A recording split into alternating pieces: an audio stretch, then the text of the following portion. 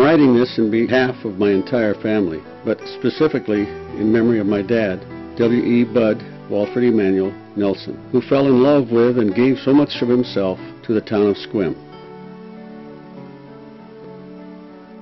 He was not an easy dad to know, probably because, as so many dads of his generation, he had to work too hard just to keep the family afloat. He was not the type of person who shared his inner self, but his love was there with us. In the fall of 1938, a drug wholesaler found themselves with a drugstore on their hands in Sequim. Dad was considered as a good prospect to own and operate that business.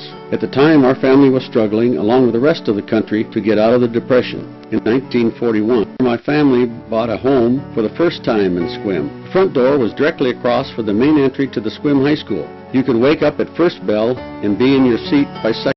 We interrupt this program to bring you a special news bulletin. The Japanese have attacked Pearl Harbor, Hawaii by air, President Roosevelt has just announced.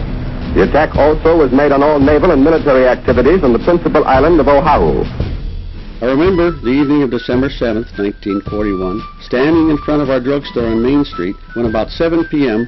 the Army trucks from Fort Lewis rolled through town. During the night, they occupied the school gym with the locker rooms as an aid station. The basketball floor was covered with cots for housing the soldiers. The soldiers soon became frequent customers at the Nelson Drugstore soda fountain, and Dad invited some of the lonesome ones over for Sunday morning waffle breakfast.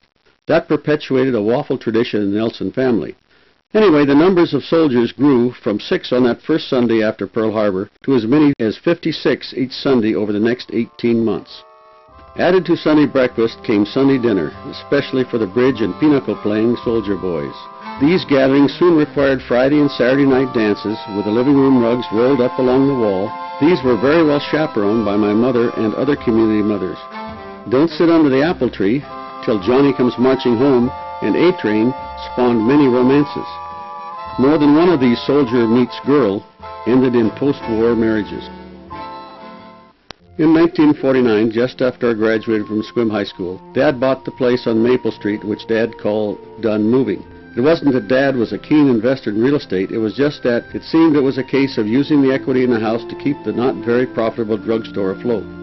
But that place on Maple Street was indeed done moving, because we lived there until Dad passed away in 1952.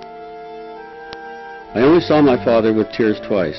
Once in July of 1951, when Mother was in the hospital with cancer, which she recovered miraculously from, and the other time was when he said goodbye to me in Sequim as I got on the Greyhound bus to return to the Naval Academy after Christmas leave. This was just 6 months before he died. It was as if he knew he would not see me again in this life. That was the last time I ever saw him.